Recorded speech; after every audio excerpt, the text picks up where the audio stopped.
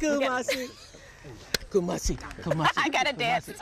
Kumasi. Kumasi. Kumasi. Hey, Kumasi. I love it. I love it. What It's a beautiful official now. name. Thank you. Oh, what's its origin? It's from Ghana. From Ghana. I went there for the first time. Kumasi. Kumasi. I'm ready. Come on, take Let's have to say it from now on. Yes, Kumasi.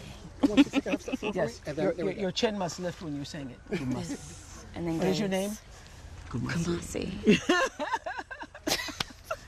Yes. It's not a humble name. It is like, I am here. You have to say it You have to like say you mean it. Like you mean it. Like you know what you're talking about. Right. This is fun, right? This is so much fun. Yeah. So everyone, I am here with Oprah. We just got through with a wonderful hike and a meditation. And you know who I'm here with? Kumasi. It's official. I love that name. What made you want to come here to Oakland? Well, first of all, when I heard that there was something called outdoor Afro, and that outdoor Afro is breaking the illusion that people of color don't enjoy the outdoors and experience healing and empowerment from it. That's right up my alley because first of all, my church is my trees in the front yard. That's where I rejuvenate myself. That's how I restore myself. And anytime I'm feeling great, I'm not feeling great, I'm feeling like I want to celebrate, I'm feeling like I want to relax, I'm feeling like I just want to be, I'm feeling like I just want to pray, I find myself a spot under my trees, which I call the apostles, because 12 of them form. And so to find that you have all these beautiful like-minded people here in Oakland who feel the same is really kind of inspirational to me. I'm like, I didn't know y'all existed. They are here. They are here. We are so cool, loving ourselves. This is Yes. so cool. Yeah. I liked how you talked about how being in your front yard was part of your self-care. Yeah. How do you care for yourself? You're doing this tour. We know you have so much going on. How Yeah. do you find time for that, and why is it so important for you? Well, I find that nature is God expressing itself as all the things that nature has to offer, and that we are just an extension of that. We are just human beings expressing ourselves as human beings, these spiritual beings expressing ourselves. So I find time because there is no life without returning to what is the spirit of you and what is the essence of you. And that's why I was literally rejoicing when I heard that there was such an organization as Outdoor Afro. I didn't know until this week that such a thing even existed. Thank you, Internet. And so that is how I give back to myself. I give back to myself. Hello, motorcycle. I give back to myself by getting still, and it is only by being in nature. And sometimes it's just looking at a leaf or a flower or a branch, or it doesn't mean you have to come to Joaquin Miller Park and have to hike in the redwoods. It just means finding something that is alive and noticing the stillness within that aliveness, and how that stillness and that aliveness is the same that is resonating in you. That's how I restore. And it's all about wellness, which we know your tour is all about too. That's my favorite word this year. Yes. Talk about this tour, because you look like you're having a blast. I am having more fun than I imagined, and I imagined I was going to have a good time.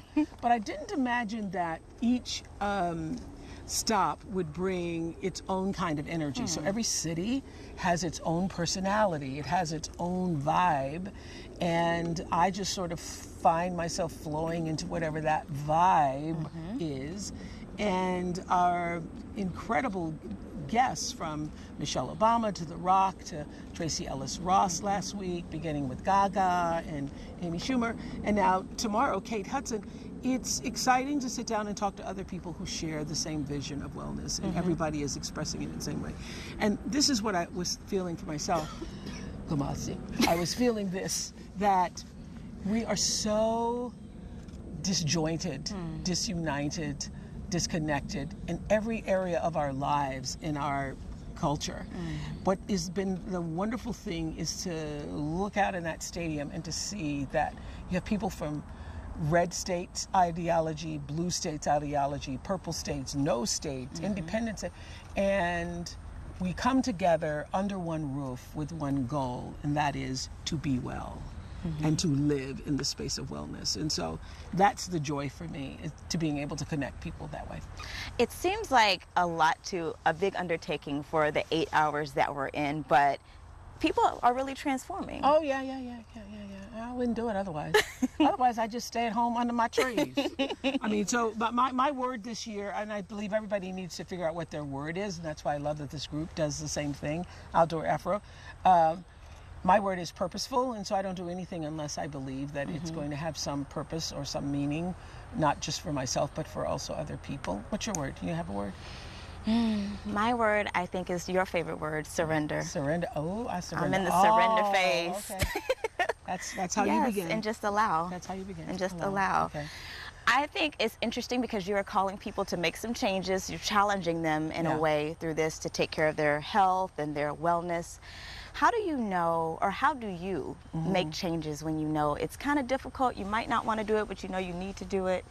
How do you do that? Well, first of all, my definition of wellness for me, and everybody is to come up with their own, but mine is all things in balance, and it doesn't mean that things are in balance all the time. It means that you are, like nature, moving with the constant flow of the waves and the leaves and the branches, and you know that things are not always going to remain the same. They don't, and that's where people make the biggest mistakes, is you think things aren't supposed to change, but they're always changing all the time.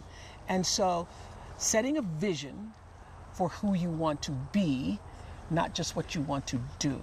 Who do you want to be in the world, and what do you want that being space to look like and to feel like? So like I say all the time, women over the years have asked, you know, for men, can you set me up with this person or that person? You just want a man. You need to define for yourself with clarity what the vision is you hold for the partner that you choose to have in your life. Not just that it's male or that it's female, but what are the qualities that you wish to be surrounded by to empower your own source of being, because that's what we're all here to do, is take the gifts that we have earned and that we yearn to learn and to share those with other people. That's the goal. Yeah. That's what we're doing. Yes. Kumasi. So when people leave on Saturday, what do you hope they really take away from the tour stop? I hope people leave and take their own word, not my word. One of the greatest compliments I've ever been paid in my life, other than today when somebody said I was like a tree, is that someone said to me years ago when I first started the Oprah show, watching you be yourself makes me want to be more of myself. So what I'm hoping people take away is the will, the drive, the inspiration to be more of themselves, because that's what your life is about. How do I become more of myself? Not more of what you have, but how do I see what you have and say, oh, I like those qualities. Oh, I like that. And how do I now bring that into a form that is not jealousy or hateration on you, but how do I use what I want and see in other people to enhance my own self? So I hope people leave with a deeper sense of what is possible for them. That's what the tour is all about. Yay! Can I ask you some fun questions? Fun questions. Okay, this is going to be rapid fire. So the first thing that comes to your mind. Yeah, it's not an SAT. It's just. Okay. Hope I pass. You'll pass. Okay. Name one thing you can't live without. I can't live without my, it's called, I can't remember, it's an ice machine that goes on my knee. Uh-oh. Okay. Okay. So what's it called? It's an icer. What's it called, Nicole? What is that thing called?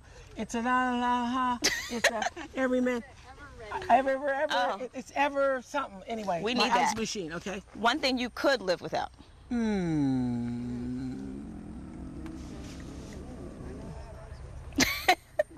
Oh, I could live without a lot of things. Let's just think about food. I could live without sugar. I could do that. I agree with that. Yeah. Okay, mountains or beach? Oh, definitely mountains. Aisle or window? Oh, definitely window. Your favorite movie?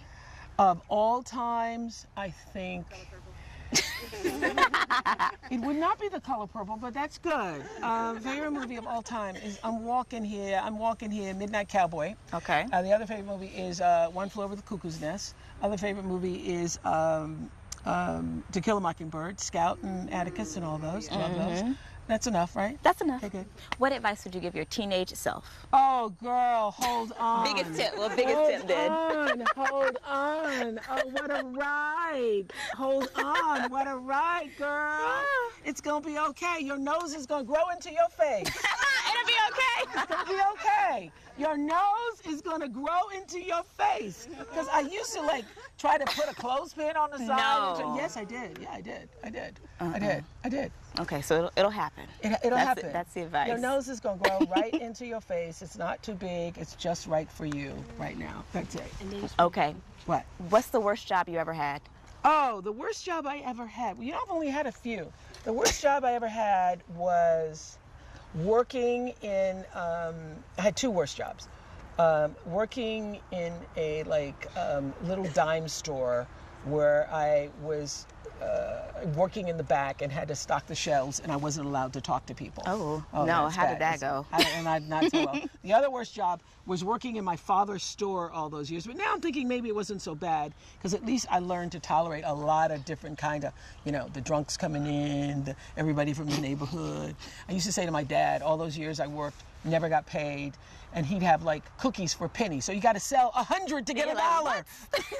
So working my father's store, and then working in a retail store. Awesome. Well, thank you. Thank you. It was so good to meet you and talk with you. Good. Kumasi. I'm saying it like this. Thank